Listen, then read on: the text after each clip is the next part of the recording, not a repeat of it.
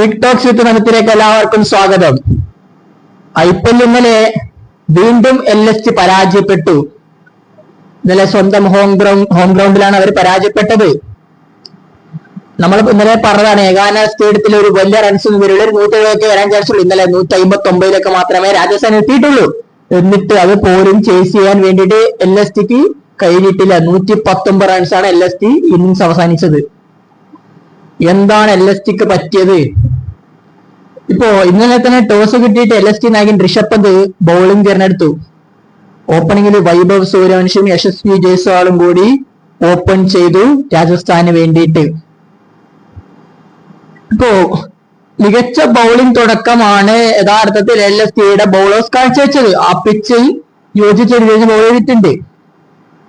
ഇപ്പോ ആദ്യത്തെ വിക്കറ്റ് പോകുന്നത് രണ്ടാമത്തെ ഓവറിൽ 5ാമത്തെ പന്തിൽ യശസ്വി ജയ്സ്വാളിന്റെ വിക്കറ്റ് മുഹമ്മദ് ഷമി എടുക്കുക. ഇങ്ങനെ ഓവർ ആദ്യത്തെ 3 പന്ത് ബൗണ്ടറി പായിക്കുന്നു. 4ാമത്തെ പന്ത് ഡോട്ട് ബോൾ ആവുന്നു. 5ാമത്തെ പന്ത് ജയ്സ്വാളിനെ വിക്കറ്റ് എടുക്കുന്നു ഷമി. കഴിഞ്ഞിട്ടില്ല. ആ ഓവറിൽ തന്നെ അടുത്ത പന്ത് ജുറലിനെ ഗോൾഡൻ ഡക്ക് ആക്കി കൊടുത്തു. ഇത്തവണയും കീപ്പർ ക്യാച്ച് ആയിട്ട് ജുറല് പോകുന്നു. പിന്നെ വൈഭവ് സൂര്യവംശിയുടെ കാര്യം. സൂര്യവംശിനെ ആദ്യമായിട്ടാണ് IPL ഒരു ബോളർ മെയ്ഡ് ഇൻ വിക്കറ്റ് ആക്കുന്നത്. മോഹ്സിൻ ഖാന്റെ ഓവറിൽ ഒരു റൺസ് പോലും സൂര്യവംശിക്ക് എടുക്കാൻ സാധിക്കുന്നില്ല. അദ്ദേഹം ആദ്യത്തെ 4 പന്ത് ബാറ്റിംഗ് സ്ട്രഗിൾ ചെയ്യുന്നു, 5ാമത്തെ പന്ത് സ്ട്രഗിൾ ചെയ്യുന്നു, ലാസ്റ്റ് പന്ത് അടിക്കാൻ നോക്കുന്നു. അദ്ദേഹം കുത്തയുയർന്ന് ദിഗ്വേഷ് റാത്തിയുടെ റണ്ണിങ് ക്യാച്ച്. അങ്ങനെ രാജസ്ഥാന് 3-32. പിന്നെ പരാഗും ഹെറ്റ്മേറും കൂടി മെല്ലൻ എന്ന ടീമിനെ മുന്നോട്ട് കൊണ്ടുപോകുന്നു. 62 റൺസാമത്തേക്ക് പരാഗിന്റെ വിക്കറ്റ് എടുക്കുന്നു. പ്രിൻസ് യാദവാണ് എടുക്കുന്നത്. അങ്ങനെ LSG ബോളേഴ്സ് കൃത്യമായ രീതിയിൽ വിക്കറ്റ് എടുക്കുന്നു. രാജസ്ഥാൻ ഒരു നഷ്ടപ്പെടുന്ന കാഴ്ച. ഹെറ്റ്മേറുടെ വിക്കറ്റ് മോഹ്സിൻ ഖാൻ എടുക്കുന്നത്. അതൊരു സ്ലോവർ ബൗൺസർ ആയിരുന്നു. ഹെറ്റ്മേർ കൃത്യമായി ബാറ്റ് ഡിഫൻഡ് ചെയ്യാൻ ബുദ്ധിമുട്ടി അത് ക്യാച്ച് ആവുന്നു. പിന്നെ ജഡേജയും ഡൊണോവൻ പെരേരയും. ജഡേജയുടെ കാര്യം എടുത്ത് പറയണം. കൃത്യമായ ഘട്ടത്തിൽ 2 ബൗണ്ടറിയും 6 അടിച്ചുള്ളൂ. പക്ഷേ കൃത്യമായ റൺ റേറ്റ് മെയിൻറ്റെയിൻ ചെയ്ത് കളിച്ചപ്പോ ആ പിച്ചിൽ കൃത്യമായ റൺസ് അടിച്ചു. 29 പന്തിൽ 43 റൺസാണ് രവീന്ദ്ര ജഡേജ അടിച്ച് നോട്ട് ഔട്ട് ആണ് അദ്ദേഹം. ഡൊണോവൻ പെരേര 19 പന്തിൽ 20 റൺസ്. അദ്ദേഹത്തിന്റെ വിക്കറ്റും പ്രിൻസ് യാദവാണ് എടുക്കുന്നത്. പിന്നെ ഇമ്പാക്ട് ആയിട്ട് ശുഭം ദുബൈനെ ഇറക്കി വിടുന്നു. അദ്ദേഹം 11 പന്തിൽ 19 റൺസ്. അങ്ങനെ ഒരു 159 റൺസ്. ബോളിംഗിന്റെ കാര്യത്തിലേക്ക് വന്നപ്പോ ഷമി 4 ഓവറിൽ 30-2. പ്രിൻസ് യാദവ് ആവട്ടെ 4 ഓവറിൽ 29-2. മോഹ്സിൻ ഖാൻ 4 ഓവറിൽ ഒരു മെയ്ഡൻ 17-2.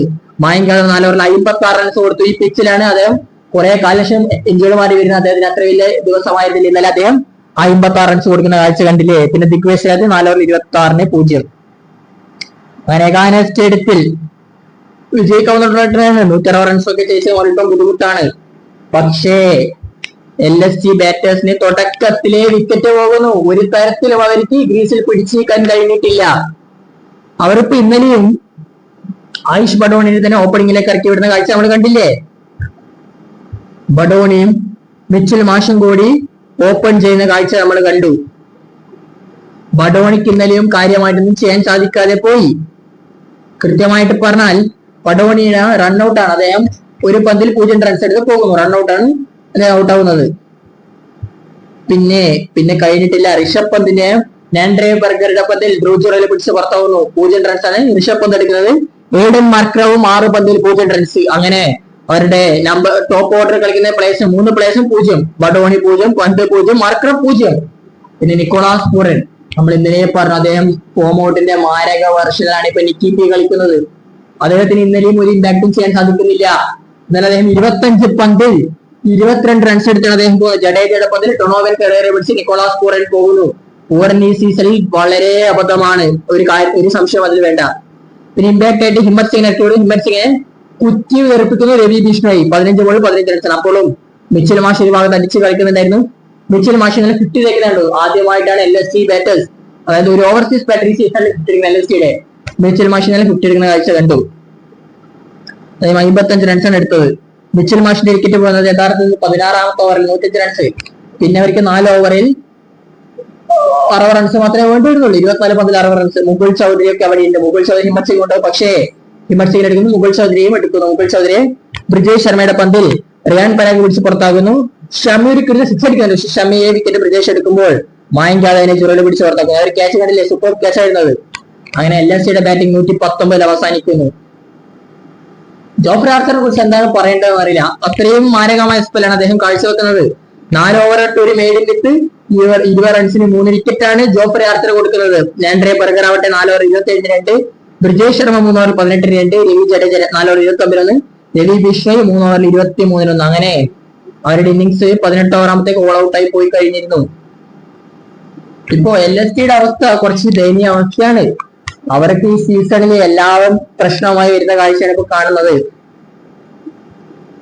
ഇപ്പോ ഇതൊരു ഹൈ സ്കോർ ത്രില്ലിംഗ് മാച്ച് എന്നല്ല, പക്ഷേ LSGയുടെ ബാറ്റേഴ്സിന് യഥാർത്ഥത്തിൽ പിടിച്ചു നിന്ന് കളിക്കാൻ കഴിയുന്നില്ല എന്നൊക്കെ വ്യക്തമായ കാര്യമാണ് ഇന്നലെ കണ്ടത്.